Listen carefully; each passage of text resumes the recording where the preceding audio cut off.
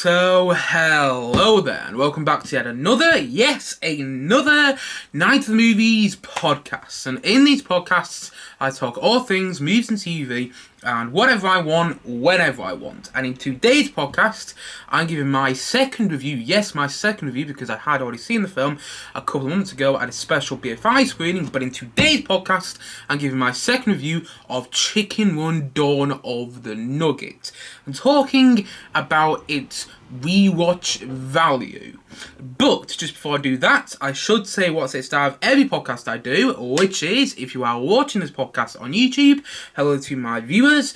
But if you prefer to listen to your podcasts on Spotify, well, even look, as you can also listen to this podcast on Spotify at Night of the Movies on that platform. And if you are already listening to the podcast on Spotify, hello there to podcast listeners, then you can also check the podcast out visually on my YouTube channel. Yes, you can watch this podcast on my YouTube channel at Night of the Movies on that platform as well. Likewise, whatever you're watching or listening to the podcast, don't forget to like and subscribe if you enjoy the podcast, of course, and please leave me with some feedback on things to improve on in future podcasts, because there's always things to improve on, and feedback is, as ever, much appreciated. So, let's get into it. My second thought on Chicken Run: Dawn of the Nugget. My rewatch thought on this film.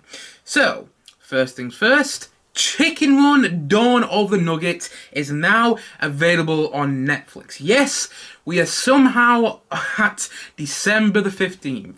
It is somehow December the 15th today as I'm recording this podcast. Time has just flown by recently, for me anyway. And yeah, we are here. I remember a couple months ago talking about this film on this channel, talking about my excitement for it, and then actually reviewing the film and saying the film comes out December the 15th. It comes out December the 15th on Netflix. And I remember saying that back then like it was ages away, and it did feel like ages away, but it's just flown by, and the film is now available on Netflix.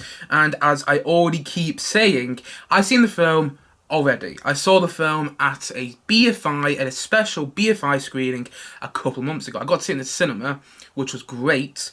It wasn't at the premiere. I didn't go to the premiere in London. I got to see a special BFI screening in Birmingham, but I did get to see the movie, which is the point I was making. And the first time I saw it, I really, really enjoyed it. I don't remember saying that I loved it, though. Like, I didn't love it the first time I saw it. I had some problems with it. And I said in my first review of the film that I need to see the film again. I need to see if my opinion changed on it, because a big thing for me with Aardman production films, with films from Aardman Productions, is their rewatch value. And if you don't know who Aardman Productions are, they made the Wallace and Gromit films. They made the first Chicken Run, The Pirates in an Adventure with Scientists, which is a very much underrated film, Early Man, which I really enjoyed, the Shaun the Sheep movies, which are some great, almost, full-on silent comedies, which are just brilliant. And then what else did they make? Well, they also made Arthur Christmas, which is a great film to watch for this time of the year. And they made Flushed Away. But the last two films I mentioned there weren't stop-motion animation. And one of the reasons I love Aardman Animation Studios is because they focus so much on stop-motion animation. One of my favourite films of all time is Wallace and Gromit: The Curse of the Were-Rabbit. I did like a 1 hour review of it on this channel around Halloween this year, talking about how much I love that film, and I just love the stop motion animation side of Aardman Studios, and it's one of the reasons I think they are the best animated studio working today. One of the reasons I think they're the best animation studio working today. Yes, I think they're better than Pixar, because you can usually feel the passion and care and attention and thoughts and all that has gone into an Aardman film.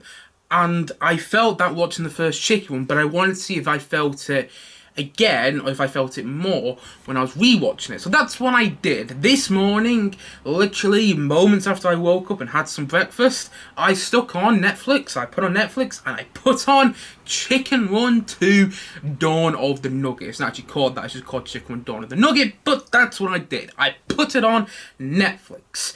And here are my thoughts.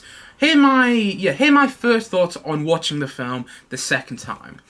I think this film is far better than I gave it credit for the first time I saw it. I mean, I think the first time I saw it, I really liked it. I gave it a high rating, something like an 8 out of 10 or above. But I actually think it's brilliant. I think this film is so wildly entertaining. And it's a proper family adventure film to watch around this time of the year. It's a perfect time of the year to watch this film. I mean, it's not a full-on Christmas movie. I mean, it's not a Christmas movie at all. I don't know why I said full-on Christmas film there. No, it's not a Christmas film at all. But what it is a great, fun family adventure movie. And that's what Aardman delivers on so well. And that's what Aardman delivers on here. And there's so many elements that I loved about this film, far more the second time. I've already spoken about it, but I'm going to speak about it again because I really am impressed by this and I really admire it so much. The stop motion animation. It is mind-blowing how Aardman Studios do that with almost all of their films. It's just absolutely astonishing filmmaking in my opinion. And there is like a 19-minute documentary on Netflix about how they made this film, about how Aardman Studios made Chicken Run Dawn of the Nugget, which I watched after I rewatched the film this morning for the second time. And I was watching that going, wow, I mean, just the hours and the minutes and the seconds and the care and attention that have been put in this film.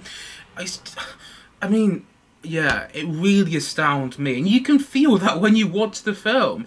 And I was watching this mini 19-minute documentary on the making of Chicken Run 2. And the director, Sam Fell, was saying, I want to entertain the socks of audiences. He said something like that. I might be paraphrasing a little bit. I'm pretty sure I am. But he said something like that. And I really think he does. Another thing that the film does really well is how entertaining it is. And how it feels like a proper family adventure film. And it feels like a proper family adventure film because you feel the care and passion that has been put into it. I think the film was like 6 years in the making.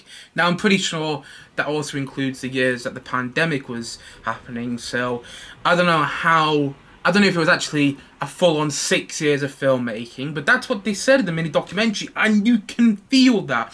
And I love the comedy that is used in the film. It is at times very, very British comedy, and I can see why some, non-British audiences wouldn't gel with this film. But I am from the UK, so I love the comedy. I've just jotted down two of the lines that made me laugh the most during the film. Mrs. Tweedy says, "Chickens and husbands are the vein of my life." And I didn't realise how clever that line was until the second time I saw it. The first time I was like, what's she going on about? Husbands and chickens, when I saw it in the cinema. And then when I rewatched it on Netflix, I was like, oh, that's a really clever line, because she has a new husband in this film, and the chickens, the same chickens that Mrs. Tweedy, the villain of the first film, the villain of this film, the main antagonist of both Chicken Run movies, is facing off, is the same chickens she faced off in the first film. And so when she says that line, I burst out laughing. Also, the line from the two rats earlier in the film where they say, it's an impossible mission, when they're talking to the chickens about going back into the farm to save Molly, to go and get Ginger and Rocky's daughter back. The rats go, it's an impossible mission, and the other rat goes, no, shouldn't it be the other way around? It's something like that. I'm not sure if I'm saying it word for word, but you get the point. That's such a funny line. And another thing I love about the film is how it riffs of Mission Impossible. There's a whole section of this film. Yeah, a whole section of the film. I was about to change that whole series, just a sequence. No, there's a whole section of the film which is evoking the Mission Impossible movies. Even to the point that the musical score by Harry Gregson Williams sounds like the iconic Mission Impossible theme. Bum, bum, bum, bum, bum, bum, bum, bum, better-do, better-do, better-do, better. I love that theme. I listen to it almost every day, I must admit. It's such a great piece of music. And there's a moment in this film where a piece of music comes through on the score, and it sounds very similar to that iconic Mission Impossible theme. And there's a whole sequence, and a whole section of the film which feels very Mission Impossible-esque, and I love that about it. Also, I love the characters of Molly and Frizzle, which is Molly's friend that she meets as the film progresses, and I love seeing all these characters back. I mean, Molly, who is a new character film, is Ginger and Rocky's daughter, as I previously mentioned, is just a gem in this film. She's a gem of a character, and you instantly fall in love with her as soon as she's introduced. As soon as she's introduced as this little chick, you instantly fall in love with her. And oh, I love the montage sequence when you see her growing up. And in the montage sequence, you see Rocky go like, oh, you see him do the little hand move like, oh my god, she was that small and then she got that bigger, you know. I love that montage sequence. It really hit me in the feels, as every Aardman film does, you know, and that's one of the reasons I love Molly in this movie, because she is really the heart of the film. Her relationship with her family, with her father, who's Rocky, and with her mother, who's Ginger, really shines through, and that's what the film is about. It's about a mother and daughter relationship, and I couldn't believe how well that really worked for me the second time around. It didn't work for me the first time around, but then it worked for me really well the second time around. And same with the whole family aspect of the film, how it's about Ginger and Rocky's family. It's a film about family, and at Christmas, that's a perfect kind of film you want to watch. A film about family is a perfect film you want to watch around this time of the year. Plus, I love all the stuff in the chicken farm, in the new chicken farm, with all these brainwashed chickens. And one moment of the film, when you're getting towards the big finale of the movie, you have "We're all going on a summer holiday." I think that's by Cliff Richard, if I remember correctly. You have that playing as all the chickens who are brainwashed start to walk towards the chicken grinder, which is going to make all these chickens into chicken nuggets. I love the whole idea of these brainwashed chickens. I love that whole sequence, and again, going back into the animation, I'm finding it mind-boggling whilst watching that. How the hell did they do that animation? How the hell how long did it take them to do that? So many questions, and it's just something I could never do. And yeah, I'm astounded by that style of animation, and I loved that sequence in the film. Also, I love the production design. I love the character of Dr. Fry, who is like the side villain in the film, who is Mrs. Tweedy's new husband. Because in the first film, her husband was just Mr. Tweedy. In this film, it's Dr. Fry, voiced by Nick Mohammed. If you recognise that name, he played Nate the Great in Ted Lasso. I don't really like that character, and I think Nick Mohammed is a very funny comedic actor, and I think he's very funny in the voice role of playing Dr. Fry in this film. I actually think Dr. Fry is a better villain than Mrs. Tweedy in this film. I'll get onto that a bit later in this podcast when I talk about some of my criticisms that I may have with the film, even though I absolutely love it. But anyway, go back onto what I was saying. Dr. Fry is a really great villain. I love how slimy he is. I love how creepy he is. I love how he's a proper nerd, you know. He's a character, I mean, I'm a nerd as well, but he's one of those nerdy nerds who doesn't really seem to let anybody into his life apart from when he needs it for his own greed. That's what the character seems like, and that's the way it's played in the film. And he seems like a really unpleasant character to be around too, you know. And I think they should have just really had Dr. Fry as the main villain, if I'm being honest, because I think that's a far better villain than Mrs. Tweedy in this film, because we already seen Mrs. Tweedy in the first chicken one. So when they bring her back in this film, you already know what she's like. You know that she's going to hate the chickens, whilst Dr. Fry, I think, is a bit more interesting. There's more to him. He's not just a straight-up villain. He likes the chickens, he admires the chickens, at least it seems like that, at least that's what I read from the film.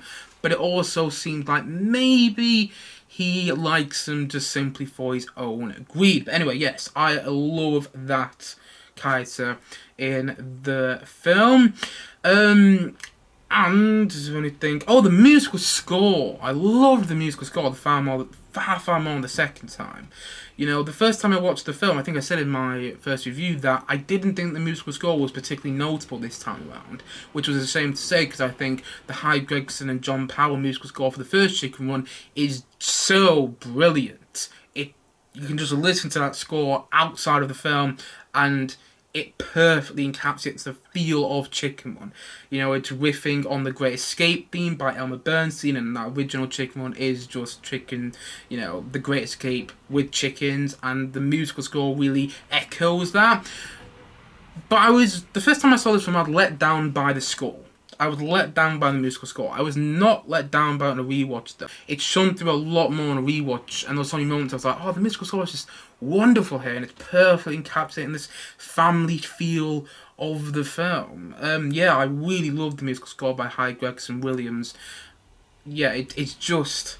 it brings that Aardman wonder to the film, because this film does have wonder, it does have thrill, it does have excitement, it has that comedy and that element of horror that I think all Aardman films do have, and I think all Aardman films that are going to come out within the next 10 years should have too. It feels like a proper Aardman film. There's so many other elements I love, you know, the whole idea of the Funland farms, which you know aren't going to be any fun. The chickens breaking into this farm is just an absolute delight to watch. Also, I love the look of the chickens, you know, I love the look of animals in Aardman movies, period. Or not just in Aardman movies, in Aardman TV shows, you know, that goes all the way back to Creature Comforts. And I've been watching, well, I saw a couple of them a couple of weeks back on YouTube. You know, the Creature Comfort short that Aardman started with a long time ago, all on YouTube, I think. And I watched a couple of them recently. I was like, wow, this is just so funny and really entertaining to watch because of the look of the Aardman animals. There's something about the way Aardman animals look which is so lovable, and you really feel that in this film. Far more than I felt with some Aardman films recently. I mean, Early Man doesn't really have animals in. It's got Hognob, but it doesn't really have any other animals. Pirates and Adventurous Scientists has a dodo, but again, they don't really have much animals in those films. And I think the Aardman films that really focus in and zone in on the animals as proper main characters succeed more than the ones that don't, if you follow my thinking. And I really loved the way the chickens looked in this film. There's just something about them which it's tactile, isn't it? It's tactile, where you can almost feel like you can touch animation. That's another reason I love the stop motion animation of this film, because it's made by humans. It's molded by humans. That's something they touched on the 19-minute documentary on Netflix about the making of this film. You know, all these stop motion animation is done by humans. It's based on human movement. And I love how you can tell that in the animation. You can tell that all these plasticine characters, because that's what they are at the end, the plasticine characters when you watch behind the scenes, have all been molded by humans with their bare hands. Well, maybe not with their bare hands. Maybe they're probably going to be wearing gloves. But you get the point I'm making. I love how these Aardman films feel tactile. And Chicken Run, Dawn and Nugget, especially watching it in this bedroom that I'm recording the podcast in today. If you're watching it on YouTube, you can see the bedroom behind me. I was watching this on my bed back there, and I felt like I could actually touch these characters, you know? I felt like I could almost touch them. And that's another reason I absolutely love Aardman. It's another reason I loved this film. And the adventure aspect of the film works so well. And it's a proper, I know I've already said it, but I'm going to say it again. It's a proper family adventure movie. That all being said, I do have a couple of criticisms with it though. I've said there that it's a proper family adventure film, and I do think it is. Although I also think it's aiming itself primarily more at a younger audience.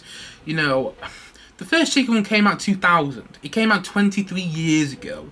And you would have thought that the sequel maybe aim itself more at an older audience. And I'm not saying older audiences can't get anything out of this film. I'm not saying that.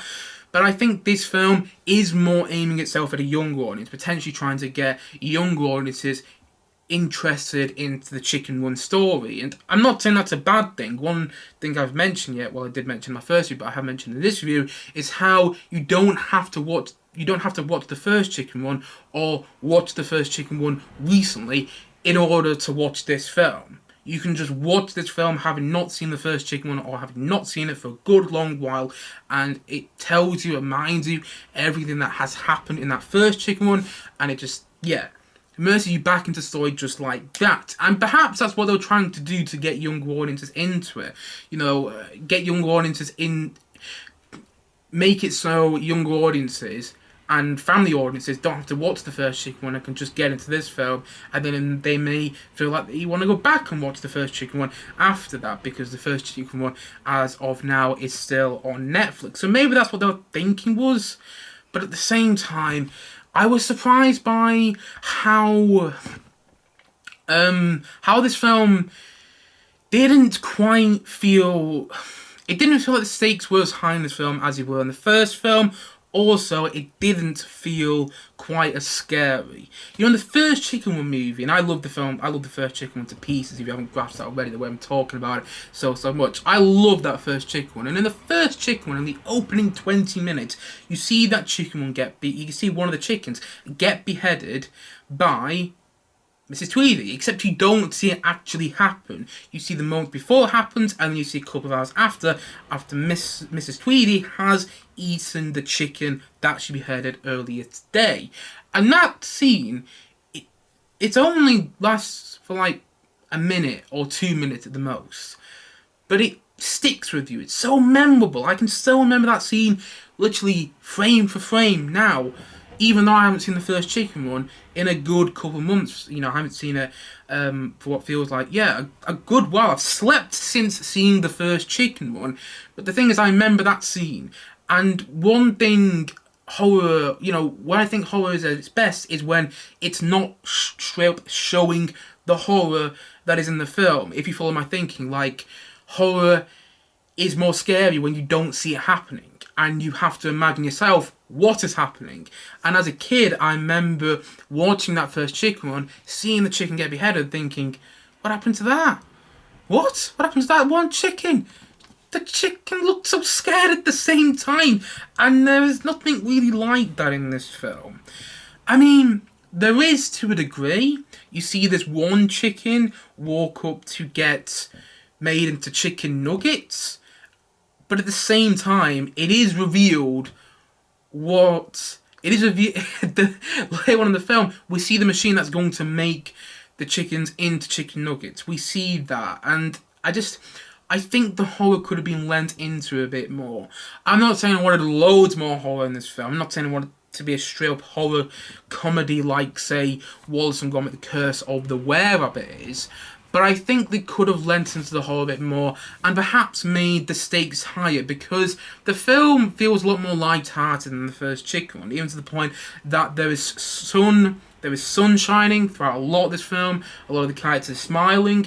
You know, when I was watching this mini documentary about the making of this film, about the making of Chicken One 2 on Netflix, one of the people behind the scenes said in the first Chicken One, Ginger, the main character, doesn't really smile. So we had to actually change her face in this film and figure out how the character would smile. And I was thinking, oh yeah, she doesn't really smile in that first film. And I don't understand why she's smiling in this film. You know, at the start of the film, she has her paradise with Rocky and she has her kid on the way, because at the start of the film, the kid is in the egg. Yeah, I don't understand why she's smiling more in this film, but it feels more light-hearted. This film feels more fun and doesn't necessarily have that same sense of danger that the first Chicken One does. And I'm not saying that's totally a bad thing. Because I think that if you're trying to introduce the whole Chicken One story to a new audience, then yeah, make it more light-hearted, because that's what younger audiences are going to be more attracted to, most likely. But at the same time, I would have liked there to be more of a sense of danger, a sense of peril, a sense of what could actually happen to these chickens if they get caught, because you never really feel like they're going to get caught. When the main chickens that we follow in the first Chicken One and that we follow in this Chicken One are doing their Mission Impossible, or their impossible mission, should I say. Little in-joke there with the film. You know, when we see them doing their impossible mission, you don't feel like they're going to fail. And you did at times in that first Chicken One, even like the last moments before you see Mrs. Tweedy get defeated at the end of that first Chicken One, you feel like they're still in trouble. They still might not get away this time. In the second one, you feel like they're going to get away. And I think there could have been more done with the stakes. Yeah. I think this is a far more family-friendly film than the first film. Saying that, though, it's not a totally bad thing. It's just something I noticed, and I would like there to be more stakes, and I would have liked there to be more peril for the chickens that we follow. Also, I didn't love, and I've already alluded to this a bit, but I didn't love how they brought Mrs. Tweedy back. It felt more like, because I'm sure I heard the director say that the original idea was not to bring Mrs. Tweedy back. It feels like she was brought in a rewrite in a later stage of the production process, because she isn't really introduced till like an hour into the film, or at least close to the hour mark into the film. Bear in mind, this is not a long film. It's like an hour and 40 minutes, and Mrs. Tweedy is introduced, at a point in the film where you would have already expected her to come in. And I was sitting there thinking, yeah, I know what Mrs. Tweedy's going to do. I know that she's going to try and kill Ginger and Rocky again. I know that all this is going to happen. And I still think Miranda Richardson does a great job voicing Mrs. Tweedy in this film. And I like how Mrs. Tweedy has a bit of a different look about her in this film as well. But I would have liked there to be something new about it, other than the fact that now she makes chicken nuggets. It's like, cool, in the first one she was making chicken pies, and now she's making chicken nuggets. There's not really much different about that character than when we saw in the first film. She's still threatening, she still wants to kill the chickens, she still wants to kill Ginger, Rocky, and this time Molly. But I felt that more could have been done with this character second time round. Make her more threatening. Really show a more darker side to her, should I say. Add more depth to that character. Tell us what she's really been up to since the first film. It's implied that she's been making this factory, this new chicken farm, since the events of the first film. But it's never really delved into. Yeah, I wish they did more with the Mrs. Tweedy character the second time around. And if they bring it back for a third film, which I think is likely, and I think a third film is likely if Chicken Run 2 is a success on Netflix, I think if they bring her back, then do something slightly different with her. I'm not against bringing her back. I just want something done differently with her. Add some more depth to that character, because she was so memorable in that first film. I don't think she's quite as memorable. It feels like they brought her back because she was so memorable, and because audiences had this strong reaction to Mrs. Tweedy with the first Chicken Run. So like, bring the same villain back just to appease fans of the first Chicken Run. I'm a bit like, if you're going to do that, do something different. That being said, I still like Mrs. Tweedy in this film. I just think she's a lesser villain in this film now. I think Dr. Fry is actually a much more interesting villain for my money. That being said, I still think the film is just an absolute joy, though. I just absolutely loved watching it on Netflix. I really did. I mean, I must say, another big problem I have with this film, but it's not really a problem I have with the film itself, is that it's not having a theatrical release. I really wish this film had a theatrical release, and it would have been competing against some big films which are out right now, like with the likes of Wonka, Aquaman 2 is soon to be coming out.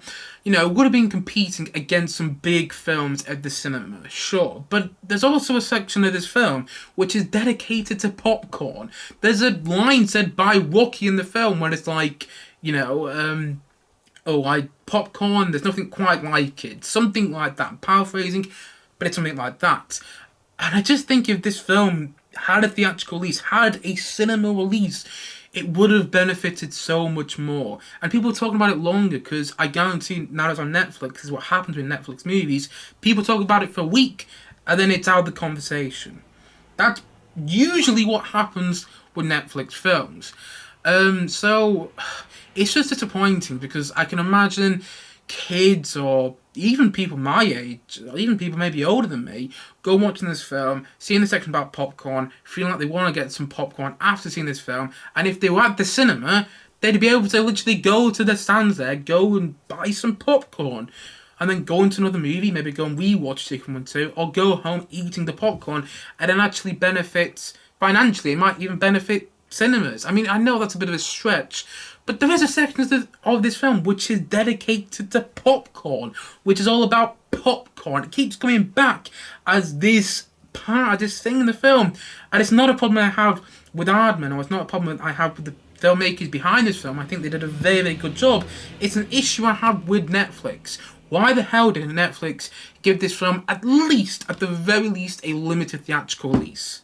I already ranted about that in my review of this film that I did a couple of months ago, but I had to rant about it again because I just think it's such a missed opportunity, especially for an Aardman film, which, although it might not get a big box office elsewhere, would get a big box office in the UK though. I reckon it would. I reckon it would get a big box office, especially as it's a sequel to the first Chicken one, which, if I remember correctly, made loads of money overseas when it released at the box office. So I don't know, it feels like a missed opportunity to not release it in cinemas. And maybe they'll do that in January when everything's flipping calmed down and there's not many films releasing, at least as far as I'm aware right now.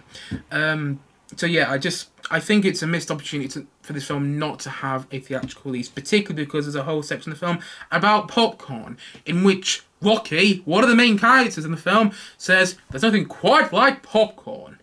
Anyway, yeah, I think that's a missed opportunity. Also, I should briefly talk about, and I mean briefly because I'm not going to go into detail here, I should briefly talk about the new voice cast.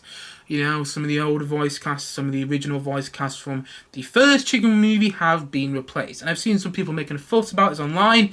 Honestly, I think they're just making a fuss out of nothing. You can tell when you watch the film, you can tell that it's not the same voice actress doing the voice for Ginger as, you know, in this film, as the first film. You follow my thinking? Like, you can tell it's a different actress voicing Ginger. That's what I'm trying to say.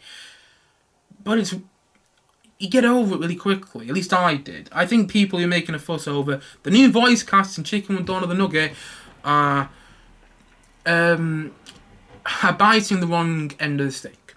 I think they're looking at the film. I don't think they're properly watching the film. I think they're just, you know, talking about the context surrounding it, because there's been a little controversy surrounding all the voice cast recasting, and I think, well, the recast of Mel Gibson as the voice of Rocky is completely understandable. I don't understand the issue there.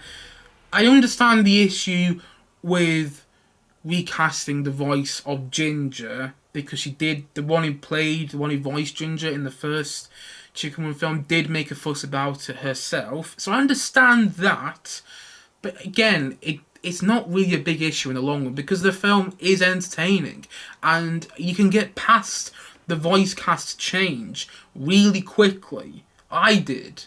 And again, I think people making a fuss about it, just trying to make a fuss about it. It seems like that happens loads of times nowadays. It seems that happens way too often. Speaking of nowadays, whenever you go to a fast food restaurant, whether it's McDonald's, KFC, Burger King, or whatever, you always see chicken nuggets being sold.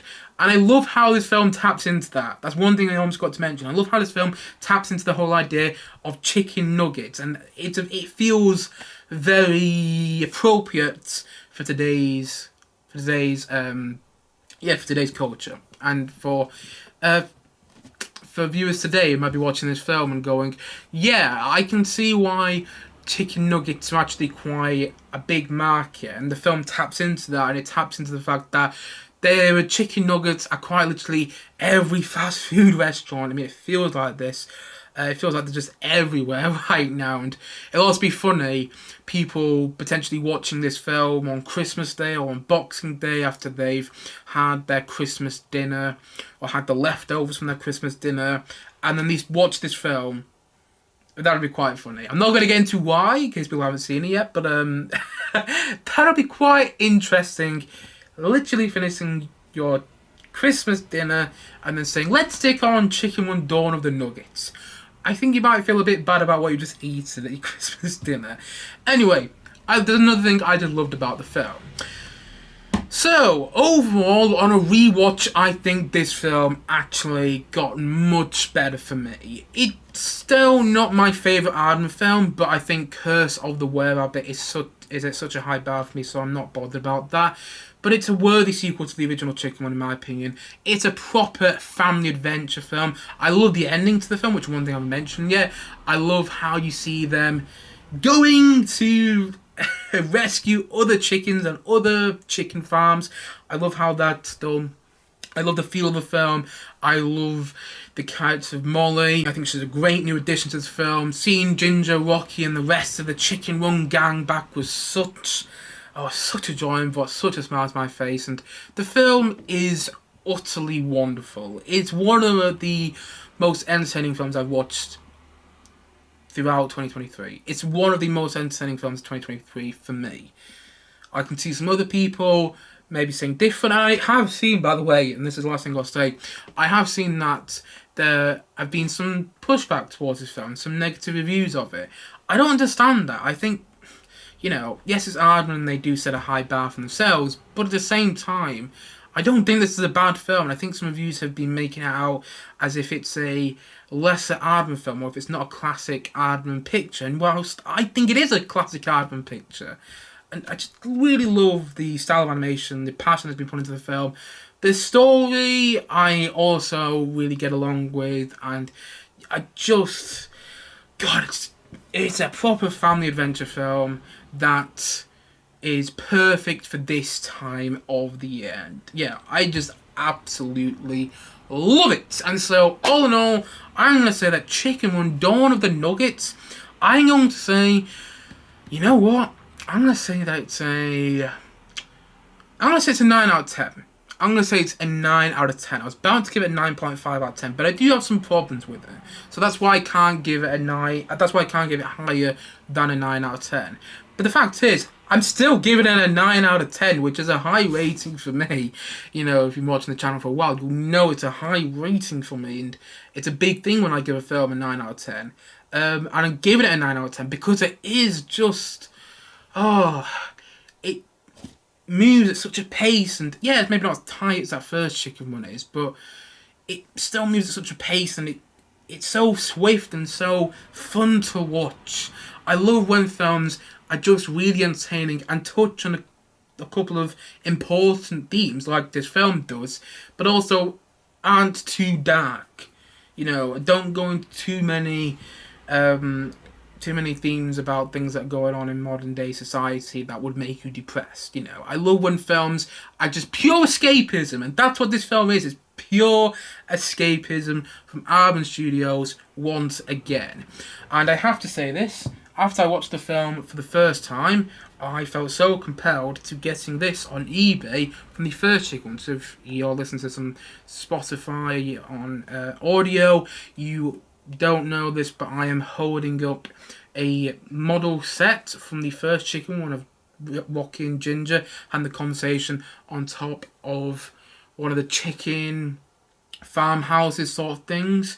And after I watched Chicken Run 2 the first time, I felt compelled to get this, and now I'm so happy that I have this in my possession, because even though it's not from Chicken Run 2, it just reminds me how much fun the Chicken Run films are and how good they really are as well. So I'm going to put that down here and round off with this review by saying this. Chicken Run 2 Dawn of the Nugget is a very fun film. It's exciting at times, it's thrilling.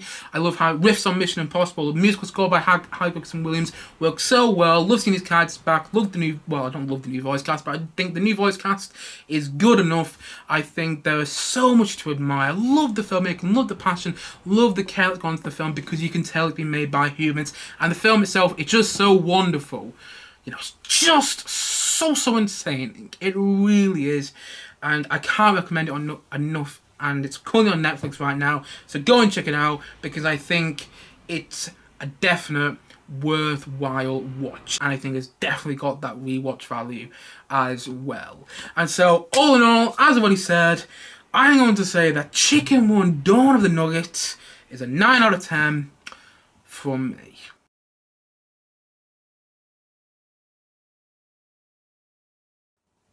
Anyway, guys, that is it for today's podcast.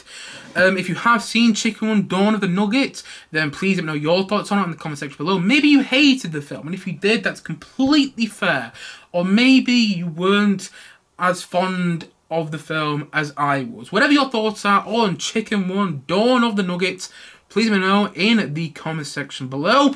And as always, thank you for watching or listening to this podcast. And if you haven't yet, please do click down below and like and subscribe on this podcast. And look forward to many more podcasts coming very, very soon on this channel. As what he said, thank you so much for watching or listening to this podcast. And I suppose that's it. So I will see you guys again soon. But bye for now. Bye.